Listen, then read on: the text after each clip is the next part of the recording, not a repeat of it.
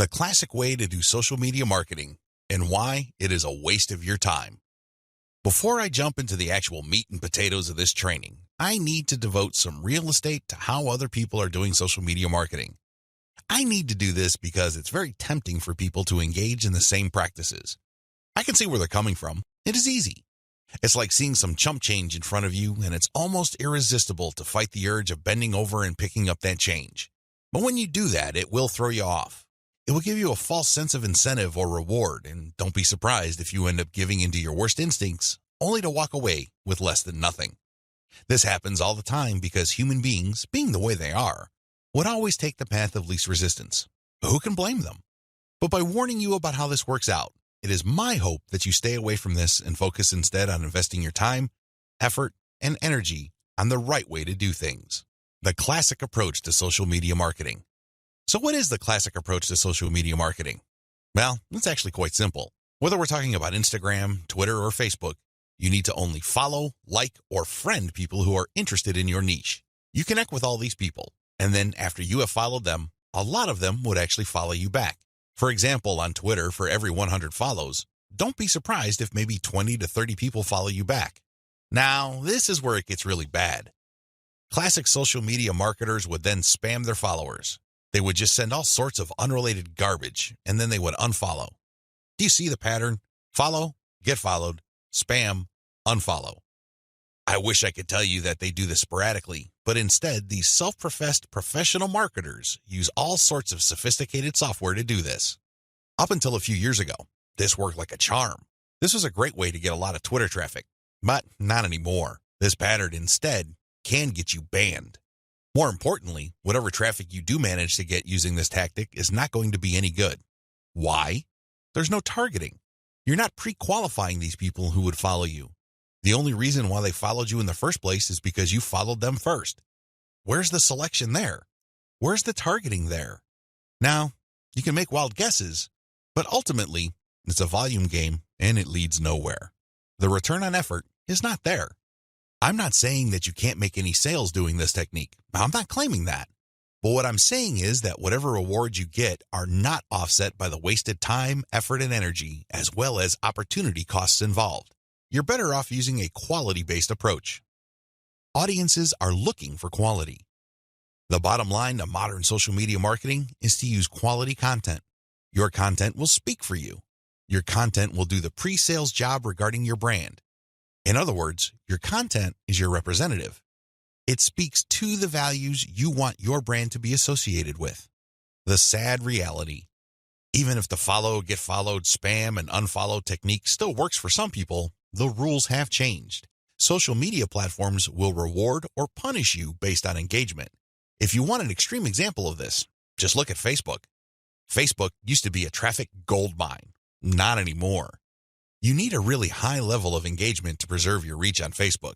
If you get normal levels of engagement, good luck. That's how bad things are, and that's why I need to take this time to spell out why this classic social media marketing no longer works. Other failed methods. I would be remiss in my duty to educate you on failed social media marketing strategies if I don't also mention other failed techniques. First, hashtag hunting no longer works. This technique involves marketers finding hashtags that are trending. They basically would publish niche-specific content, but use unrelated or irrelevant hashtags and pair them with their content. They do this because they want to hitch a ride on the upward trend of those hashtags. They know people are searching for those hashtags. They know that these hashtag trends are hot, so they want to poach as many eyeballs as possible. Unfortunately, the traffic that you get is not going to be any good. People are looking for specific types of information, and when they see that your content is so obviously unrelated, they're not going to click through. You might even get reported. Another failed method you should stay away from is influencer spamming. There are many influencers in most all niches. If you want to see this in action, go to Facebook or Twitter. There are many specialized pages and specialized Twitter accounts. Now, constantly mentioning those influencers on your content is not going to help if your content doesn't really add any value. There has to be a reason why you are engaging with these influencers, and drawing their attention is not enough. Getting them to look at your content because you think your content is hot is a lousy idea. Instead, you should focus your engagement tagging based on what they did. For example, If an influencer was talking about recent trends in athletic shoes, then that person would be fair game for an article I post regarding the latest trends in athletic shoes and what they mean in terms of the bottom line of large footwear apparel companies. That influencer would be directly interested in what I have to say because I'm sharing content that is not only high quality, but is directly related to stuff he or she is already talking about. Do you see the specificity here? Do you see the direct link? Now, compare this with an influencer who talks only about Forex, and I tag that influencer when I'm talking about Bitcoin. That person's going to get annoyed. Do you see the difference? Finally, automated publishing with no outreach is not going to work. Basically, what you're doing is throwing spaghetti on the wall and hoping something sticks. If you're just publishing content on an automated basis on Twitter, Facebook, Pinterest, and other platforms, it's anybody's guess whether people would actually engage. You have to do some outreach. You have to draw eyeballs to your content. You have to find existing pools of highly qualified audiences and get your social media account in front of their eyeballs. Use your very best content. If you do this right, your automated publishing on social media will be greatly rewarded. Use a shotgun approach and you're probably going to get the same results as other failed social media marketers. 10 steps to faster and easier modern social media marketing. In this video, I'm going to give you an overview of the 10 steps I'm going to teach you in this training. This training is a product of many failed experiments. Believe me, if you've been exposed to some type of hot or groundbreaking social media marketing technique or strategy, I've been there. I've done that. This training is a product of all my experiences. I know what works and I know what doesn't. I also understand that people have different skill levels, time horizons, and project resources. I understand the limitations. I understand most people's concerns regarding social media marketing. Accordingly, I've come up with a 10-step program that appeals to most social media marketers, regardless of how small or how big their budget is, and regardless of their skill levels. If you're looking for a truly effective social media marketing game plan that you can set up to pretty much work on autopilot, this is it. Please understand that these steps that I'm going to lay out are exactly that, steps. You need to follow them. You can't skip a step. You can't assume that since I mentioned certain keywords or I'm talking about certain themes and topics that you have mastered this already. I need you to look at all this information with an open mind and pretend you are learning social media marketing all over again. If you don't have that mindset and you are all too eager to skip steps, don't be surprised if the plan that I'm teaching you will not work for you. How can it? You zip through it. You rushed. You skipped through certain key parts. You need to be patient with this program by going through each step. Don't go to the next step until you've mastered the step you're on. I know you're busy. I know you don't have the time, but you need to do this right. Otherwise, you only have yourself to blame if things don't work out. Are we clear? Okay. Here are the 10 steps to faster and easier modern social media marketing. Niche research and targeting. Content curation. Reverse engineer your competition's top content. Create fine-tuned payload content. Market your mailing list right. Unlock the power of repurposed multi-platform content. Automate content sharing. Scale up your targeting. Sell to your list differently. Reinvest your profits the right way. Those are the 10 steps. I know they sound pretty simple. They definitely appear pretty straightforward, but the devil, as always, is in the details. See you in the next video. How to do niche research and targeting the right way. I can't even begin to tell you how many times I've run into social media marketers and they automatically want to know about traffic generation. Forget about niche research. Forget about consumer intelligence. Don't worry about setting up the right site to get in front of the right target audience eyeballs. Let's just skip straight to the good stuff. That's the kind of mindset that I run into all the time. And that's why a lot of people struggle in this game. You have to understand that until and unless you find yourself barking up the right tree, you're just going to be chasing your tail. I know I'm using a lot of dog analogies, but these are the most appropriate. Most people are simply just chasing their tails and wasting a whole lot of time doing stuff that doesn't really add to their bottom line. A lot of these, and I would guess all of them, can be quickly dispensed with if people only did niche targeting ahead of time. In other words, know your audience. Since you have a clear profile of who your target audience is, the next step is to go to these different social media platforms and find them there. Believe it or not, whatever it is you are promoting, regardless of how esoteric, obscure, or weird it may be, there are already people on social media platforms talking about or showing interest in whatever you are promoting. I know it sounds crazy, it sounds weird, but it's absolutely true. Your job as a marketer is to find those audiences on these social media platforms. The way to do this, of course, is to identify your business's target audience. Sadly, most marketers don't even bother with this. Instead, they just look at social media marketing as a simple task of finding traffic. That's it. That's the name of the game. That's all there is to it. If you want to be successful, you need to be clear about who your target audience is. And believe me, this is not always easy. You're going to run into the temptation of making educated guesses about who your target audience members are. Most of the time, that doesn't work. Thankfully, there is an easier way. The more you take random shots in the dark, making all sorts of wild guesses, the more money and time you will lose. There's a shortcut here. Find your competitors. Seriously, just find them. And let me tell you, regardless of how weird, esoteric, or seemingly unknown your niche is, there will be at least one competitor on social media. Find that organization or business and let them do your niche and target audience research for you. Since they've already started and are already speaking to your audience, find out who your competitors are and look at their social media profiles. Reverse engineer who they're following. Pay attention to who they're targeting. Look at how they categorize themselves. In the most simplest terms, pay attention to the hashtags they use with their content. These clues should be enough to give you an idea of where to start. This way, you get a head start. You're not completely stuck in the dark and absolutely clueless as to what to do. Instead, you have some objective, tried and proven information you can work with. Pick your target niche. You have to remember that every business can be positioned in at least one of two ways. The bigger your niche, the more angles you would have at your disposal. You can look at different subsegments of your niche. You need to understand how this works because you might think you have a clear niche, but it may well turn out that there are many different layers or tiers to that niche. There might be different subsegments there. You should have a clear understanding of what your niche is generally and what subsegments exist within that larger niche. Again, you can reverse engineer your competitors to take a stab at this. Regardless, you need to do this. You need to get this information. Now that you have an idea of what your target niche is, go to the different platforms like YouTube, Facebook, Twitter, and Pinterest. Now, look at whether these places have sizable content areas or messaging areas like Facebook pages, groups, Google Plus communities, Twitter hashtags, Pinterest pinboards, and existing YouTube channels. Pay attention to these places and see if your niche is big enough on those different platforms. If you notice that a particular platform doesn't really feature that much content for your specific niche, this is a red flag. The demand may not be there. The audience size might not be worth your while. On the other hand, if you see there's a lot of videos regarding the topics that you're going to be hitting, this may be a good sign. But you need to do another level of analysis. Pay attention to the number of competitors you have. If there seems to be a huge number of competitors fighting over the same niche, then this is going to be a problem. But if it turns out that there's a lot of content targeting your niche, but they're only produced by a handful of people or organizations, this is an encouraging sign.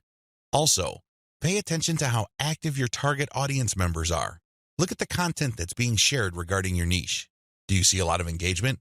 Do people share this stuff? Is this hashtag quite prevalent? Look for these and other objective indicators of activity. When you wrap your mind around these indicators, then you should have a clear idea of whether you should target your niche at a particular platform or whether you should ignore a platform altogether. List out your niche indicators. While you're doing reverse engineering, pay attention to how your niche is indicated on platforms. These involve hashtags, categories, keyword targets, labeling patterns, and tags. Use these to do the analysis I described above. Again, in any niche, there are sub-niches. So your goal here is to find a sub-niche or a way of positioning your content so you don't run into a ridiculous amount of competition. You're still tapping into a sizable pool of demand, but you're not making things impossible for yourself by running headlong into well-entrenched professional competition. You will probably need to keep experimenting with different sub-niches until you find one that is promising enough. Content curation, your secret social media marketing weapon. Now that you have picked the specific sub-niche that you're going to be targeting, as well as finished doing advanced research on where your sub-niche or niche segment audiences are located on social media platforms, the next step is to find content. I've got some good news and some bad news. The good news is that you stand to save a lot of money. The bad news is that you need to put in a lot more time and pay attention to details. There are no two ways about it. You cannot drop the ball when it comes to the quality of the content that you are going to be sharing on your social media accounts. Each and every piece of content you share must build your brand. This is non-negotiable. You can't just pick random pieces of content that somehow, some way has something to do with your niche. That's not going to help you get the right eyeballs. That's not going to help you establish the kind of credibility and authority you need to eventually convert highly specific and qualified traffic from social media into cold, hard cash. What is content curation? As I mentioned above, you stand to save a lot of money with content curation. This should be obvious.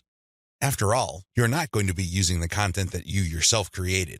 Content curation is all about picking other people's content and sharing those materials on your social media accounts. This creates a win-win situation. Since you're sharing links and descriptions of such content, the creator of that content gets free traffic. You, on the other hand, get to build up your credibility because people are rewarded for following your accounts with highly targeted, highly specific, value-added content. Everybody wins. The user wins, you win, and of course, the original content creator comes out ahead. This is how it's supposed to work. You win big time because you save a tremendous amount of money not having to create a huge amount of original content. If you've ever tried to write your own stuff or outsourced content creation, whether in the US or to other parts of the world, it can get quite expensive very quickly. Content curation enables you to build credibility with your audience in a very inexpensive way. You use other people's content. You get to entertain them, build credibility, and gain their trust. The downside here is the time. Sure, you're not spending greenbacks, but you're definitely going to be spending time. As I mentioned above, you cannot be indiscriminate when you are trying to do content curation. Whatever goodwill you have built up for your brand will go up in smoke if people catch on to the fact that you are just randomly curating and spreading low-quality content that may have something to do with your niche. That's not going to cut it, not by a long shot. Adopt the right content curation strategy. Now that you know where your target audience members are on social media platforms, you build credibility by populating your social media accounts with highly credible, high-authority third-party content. This is called curation. In between those materials, you're going to be sharing your own original content. From time to time, you're going to call people to action to take a look at the incentives you're giving away for them to join your mailing list. This is how you play the game. When people follow you, they are rewarded with top-notch content. It doesn't really matter whether you produced that material or it was written by somebody else. Your followers get rewarded for following your account. They get niche-specific material. Eventually, you build trust with them because you only send them the very best materials. They start paying attention to your own materials. More importantly, they start noticing the content you share, which actively encourages them to sign up to your mailing list. This is the key. You intersperse your own original content. You create an impression of quality in their minds because you're sending only the very best third-party content. You then mix in your own original content, which is of the same quality as the other stuff you're sending. Eventually, they warm up to your brand, and this is where your call to action content comes in. You call them to action regarding the freebies you're giving away. Maybe you're giving away software, a booklet, discount codes, or even a full-blown book. It doesn't matter. You are ethically bribing them to enter their email addresses so they can download the incentive. That's how you build up your mailing list. On top of all this, when people join your mailing list, you call them to action to share the emails that you're sending them. Maybe you should ask them to forward that email to their friends. Maybe you would want them to copy and paste the material and post it on their Facebook wall. The best part to content curation is that it's very easy to automate. Seriously. This is one way of content promotion that is very automation friendly. You only need to get the URLs of the third-party content that you're curating and plug them into an Excel sheet. You then convert the file into a CSV file, which is then imported by social media scheduling tools like Hootsuite and Social Oomph. You don't have to manually enter anything. You don't have to schedule everything by hand. You can do all of this through software. Isn't that awesome? You get to build credibility while at the same time minimizing work. Now, with that said, you need to pay special attention to the content quality. High attention to detail is the key. You have to resist the temptation of running basic keyword searches on Google or on social media platforms and grabbing anything that is somewhat related to your niche. That is a one-way ticket to brand destruction. You worked hard to build your social media brand.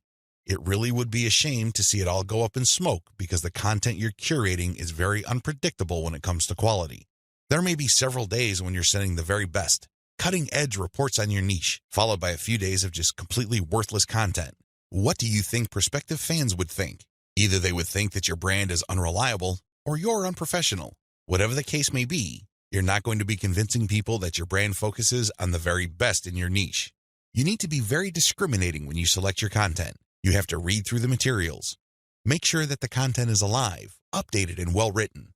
This, of course, takes time. The trade-off, obviously, is that you don't have to spend money. Regardless, you need to pay close attention to the content that you're sharing because it represents your brand. The quality it contains either makes your brand look good or erodes your brand. It's your choice.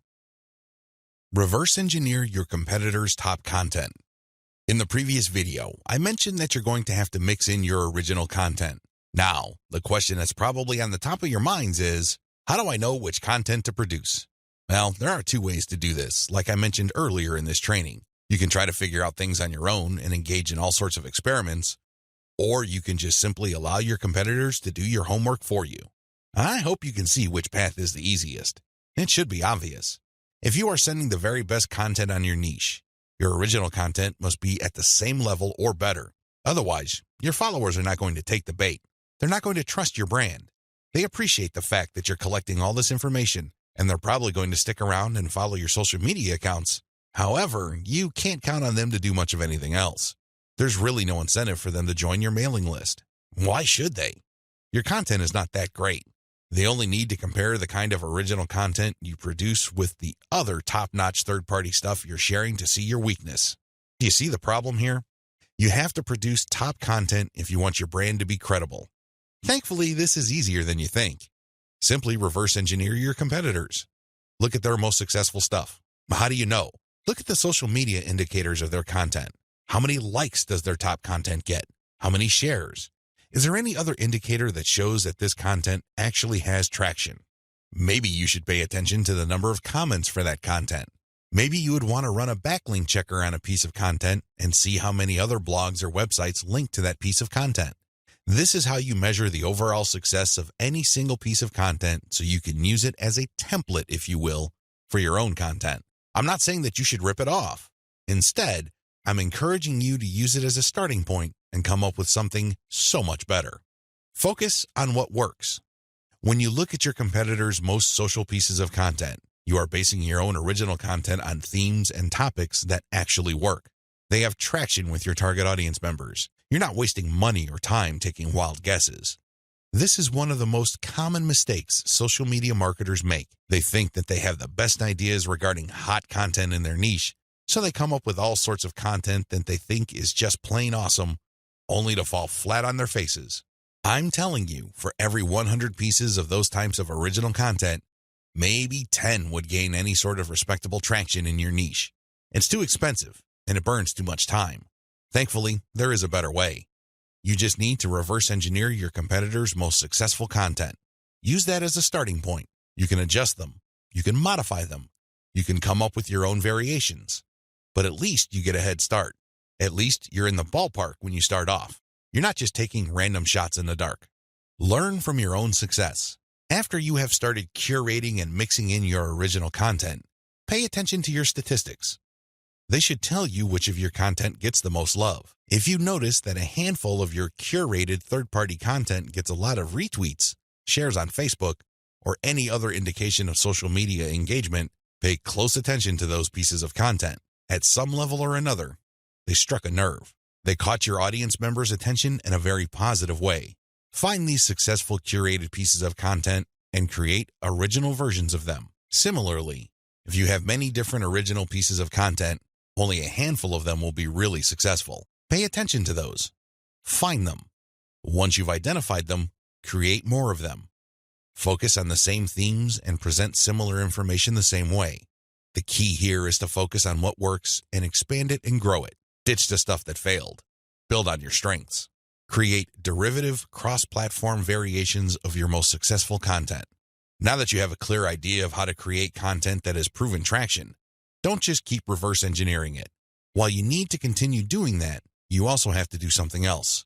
Create derivative or cross-platform versions. For example, one particular type of blog post does well on all your social media accounts. Identify its themes, pay attention to its patterns, and come up with another blog post. See if that works. If you achieve the same level of success, you're onto something. This is not a fluke. This is not a one-time thing. You have struck on a theme that your audience members readily enjoy. The next step is to take things to a whole other level.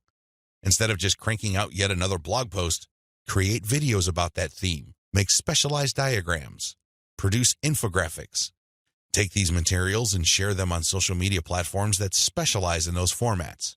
For example, for blog post URLs, share them on Twitter and Facebook. For videos, share them on YouTube. For diagrams and infographics, share them on Pinterest. Drilling even deeper, look at your hottest blog posts and strip out key questions and use these as leads or titles for tweets. Tweet the same content several times over the course of a week. Of course, don't drop it all in 1 hour, but space them out. Still, when you use the right questions, you become very visible on Twitter. Pair these with the right hashtags. The bottom line, the great thing about content curation is you save a lot of money, but you are also positioning yourself to build on your strengths. You focus on things that you're doing right and figuring them out so that you can predictably produce successful content. Now, this is not going to happen overnight. You have to keep experimenting until you find the right themes that consistently work with your audience. Fine-tune your payload content. As I have mentioned previously, you can come up with your very own content based primarily on the social signals of the top-notch third-party materials you are curating. Put simply, when you are going through your research, you will keep coming across certain pieces of content which get a lot of engagement on social media. These are all the objective indicators you need to understand that you are looking at high-quality, high-demand content. At that point, you can come up with your own version of that content. You can use it as a template, so to speak. Another approach would be to just do curation first. You just take all the high-quality third-party content with great social signals and put them all on auto-publish on your social media accounts. You run this curation campaign for several weeks. Soon enough, you will see a pattern. Eventually, you will see that some of these materials get a lot more engagement than others. At that point, you can then come up with your own version. Personally, I pick my own content using both methods. If I'm in a hurry to get people to sign up to my mailing list, I do the first method. But if I'm unsure about the niche or I'm still trying to feel my way around in terms of understanding my audience, I would stick to the second method. There's really no one right answer. It really all depends on your situation. The great thing about the second method is that you are picking out your original content strategy based on what actually works in terms of your social media accounts. You have to understand that even though high-quality third-party content may have a lot of objective social signals, those signals may have been generated in different contexts. Maybe the original publisher was doing something that you may not be doing. Do you see how this works? Still, you can definitely do the first method if you're in a hurry. But if you have some time to spare, you might want to try the second method. Do curation first, let it run, and then pay attention to your statistics. You should be able to see a pattern. In fact, based on my experience, content that tends to do well often falls within a narrow range of themes. In fact, in some of my campaigns, almost all of the content that got a lot of love from the internet was focused on one question. That's how focused your audience's needs may be. You should pay a lot of attention to the following. Look at the engagement of the content and the click-through. A lot of social media marketers drop the ball at this point. They think that it's all about engagement. I'm telling you, regardless of how many likes, shares, or comments a piece of content gets, if people don't click through, those engagement signals are not worth much. Remember, at the end of the day, you want traffic. That's the whole reason why you're doing this in the first place. Getting caught up in how many shares, likes, or comments you get is not going to do you any good. You have to always pay attention to the click-through. There has to be some sort of ratio between total engagement and click-through. The higher the ratio of the click-through, the more attention you should devote to a piece of content. Study high click-through and high engagement content closely. Now that you have identified curated content that performs well, the next step is to analyze them with a fine-tooth comb. Ask yourself, what problems are people interested in when they read this piece of content? How are these pieces of content positioned or presented? Do they use some sort of emotional headline? Do they use subheadings that ask questions?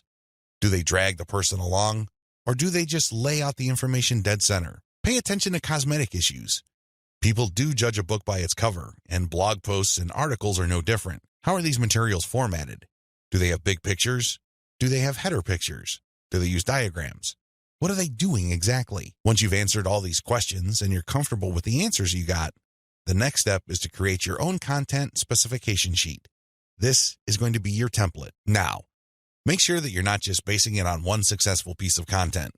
That third-party content might be a fluke. The company behind it might just have gotten lucky, and for some reason, that piece of content went viral. That's not going to help you. You have to base your template on the success of many different pieces of curated content.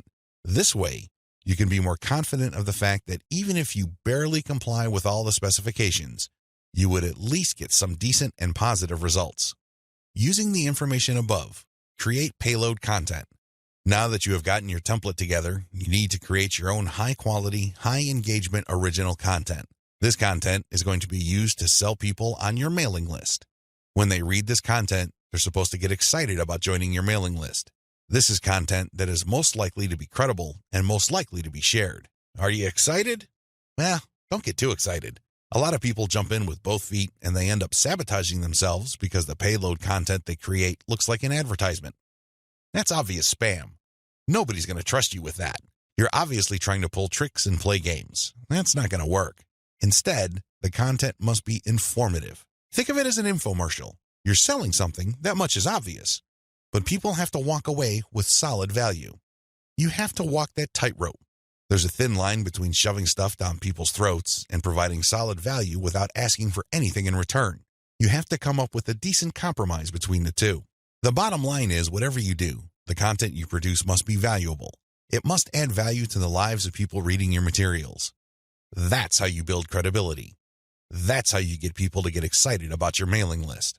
Remember, your list is supposed to add value to their lives. It's going to be very hard to give that impression when the content that you share is worthless. I hope you can see that. I'll see you in the next video. Market your list right.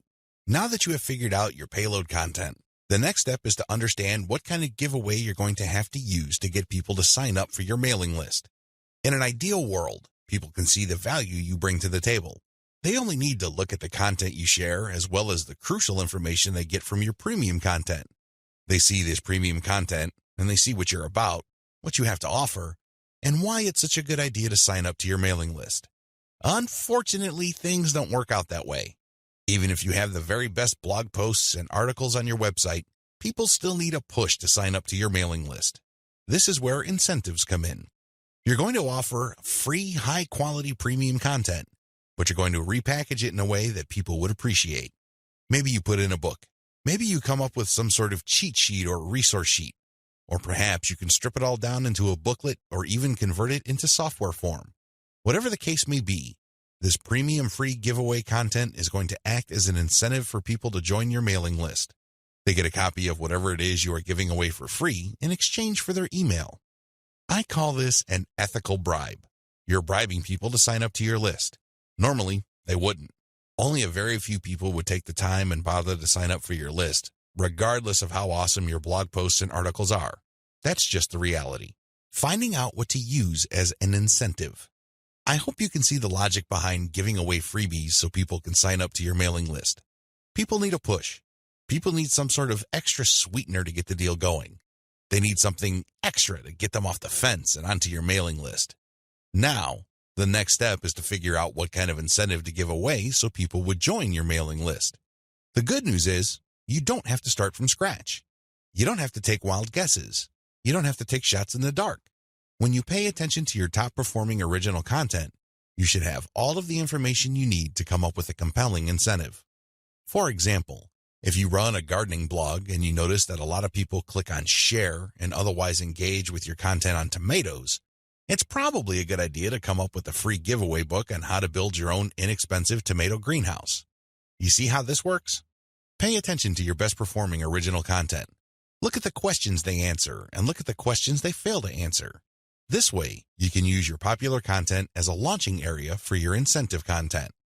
You let your readers know that if they need more information, and they will because the content that they're enjoying or missing certain items, they should click on this link.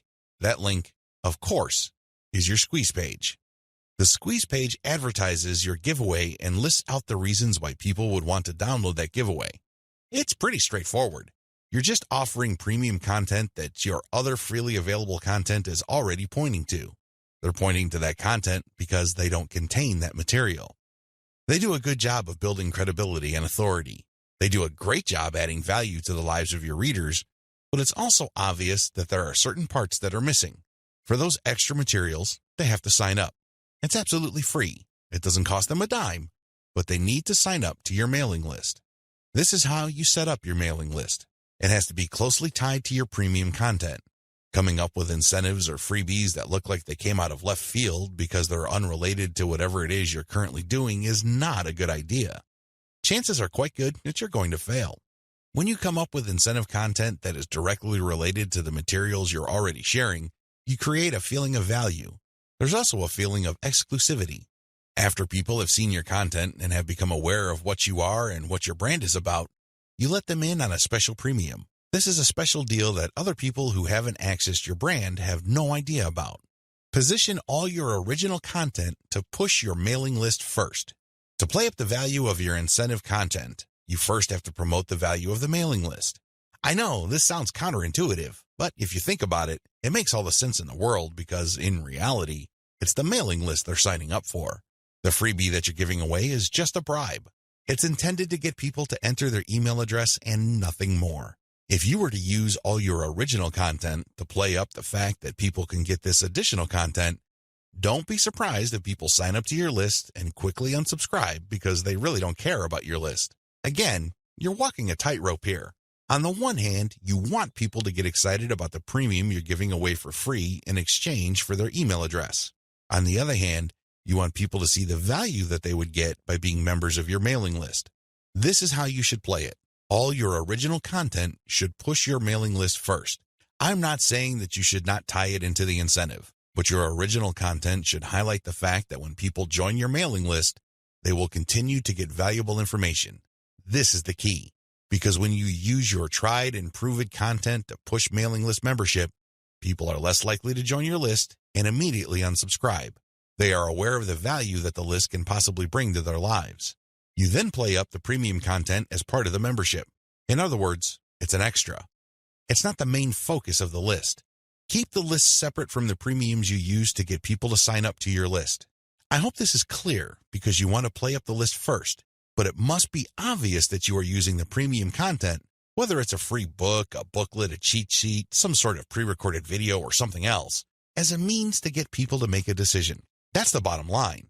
You want the incentive to push people to make a decision to join your list, but all your original content, and your website by extension, should push the reader to see the value of being a list member.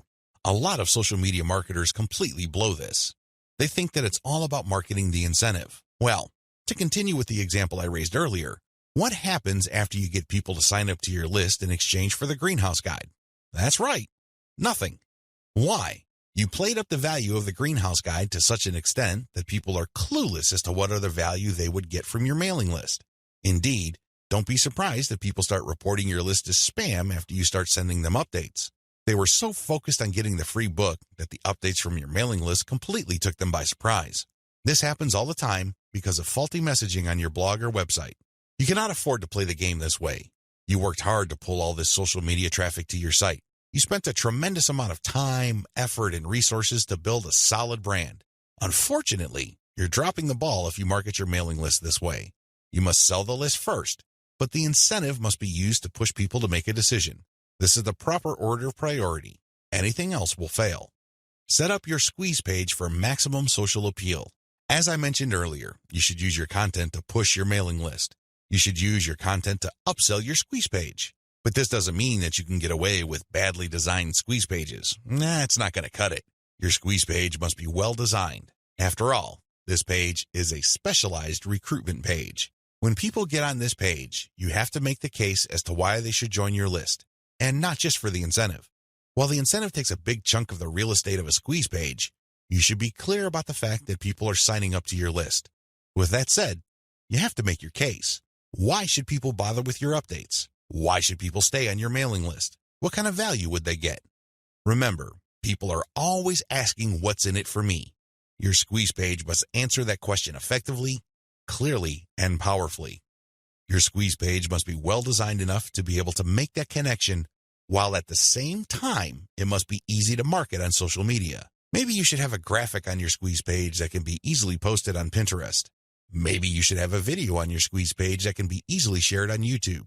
There are many ways you can go with this. What's crucial is that your squeeze page must be social media ready. At the same time, it should also do a good job of recruiting people. Set up the right confirmation page. When people join your list, thank them and make them feel welcome. You also have to clue them in regarding the content they should expect to receive. Make them feel that they just did the right thing. Make them feel that they solved a major problem. Not only do they get access to the digital freebie you're giving away, but they're also going to be receiving valuable information regarding a particular topic that they have problems with. This is how you sell the list. Simply hyping up and over-promoting the premium is not going to help you convert social media traffic into cash. That's just not going to happen. You have to sell the list. You have to build trust in the list. Unlock the power of repurposed content.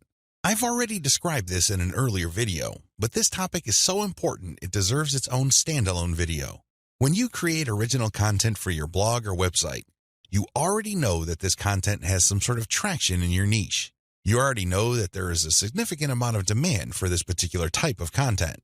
Not only did you base your decision on the social signals of your reverse-engineered competitors' content, but you're also picking out content choices based on your own statistics. In other words, you're basing your best content on tried and proven material. You're not taking shots in the dark. You're not taking wild guesses. You're not crossing your fingers and hoping that something sticks. Instead, you have based your decision on what actually works. Congratulations, but you shouldn't stop there. Once you have noticed that this content really performs based on the amount of clicks as well as the social media engagement it gets, the next step is to repurpose that content, turn them into other types of content, and reshare them on platforms that specialize in those content types. For example, if your blog post is getting a lot of retweets and clicks, you might want to strip the blog post into questions. This isn't all that hard because if you look at any type of content, it consists of answers to questions. The questions may not be obvious. The questions may not be plainly stated, but the content is meant to address certain concerns. These concerns can be reworded into questions. Strip your most powerful and best performing content into a series of questions. Each question then is linked to the article or blog post that answers it. Tweet these and pair them with niche-specific hashtags. By using automation tools, you can rotate different questions that essentially promote the same piece of content. Since you're rotating hashtags, there's a high chance that different people looking for different segments of your niche would become aware of your tweet and possibly click through. Another thing you can do is turn your article into slideshows. Each article brings to mind many different mental images. Come up with different pictures for each of the topics raised by your article and create a simple slideshow using PowerPoint.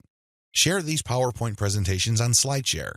You can also use other tools to create a video from your slideshows. Once you've created these videos, you can obviously share them on YouTube. Alternatively, you can look through the issues you raised in your blog post and turn them into infographics. Infographics are essentially stripped-down graphical forms of articles or blog posts. They focus on the most important points you raised and make them easier to understand by the viewer by converting them into pictures. Share these infographics on Pinterest. Finally, you should make sure that all your blog posts or articles have a nice header picture. This way, when you load the link on Facebook, a nice preview shows up. It grabs eyeballs and people are excited to share the content. On Facebook, you have a wide range of content formats to choose from. You can share links, videos, infographics, photos, diagrams, and even audio files. After you share materials on your Facebook page, you should then get the link to that post and then share that Facebook page link in Facebook groups that cater to your niche or a related niche. This is how you unlock the power of repurposed content. If you play the game this way, you spend less time creating content and more time promoting. Promotion is the name of the game. You may have great content, but it's not going to do you much good if people don't even know it exists. For every hour you spend creating content, you should spend 10 hours promoting that piece of content. This is how you build up a successful mailing list. This is how you create a solid brand on social media. Start with powerful content, but create different versions and spread it on many different social media platforms.